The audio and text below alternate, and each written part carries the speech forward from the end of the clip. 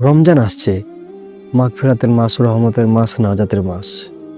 একটা বছর আমরা কত গুনাহ করেছি, কত ভুল করেছি, কত পাপ করেছি, কিন্তু আল্লাহ আবারও আমাদের সামনে সুযোগ এনে দিচ্ছেন ফিরে আসার। রমজান শুধু না খেয়ে থাকার নাম নয়, রমজান মাস হলো নিজের আত্মাকে পরিষ্কার করার সময়।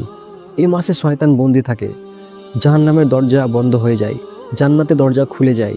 এটা সেই মাস যে মাসে কুরআন নাজিল হয়েছিল।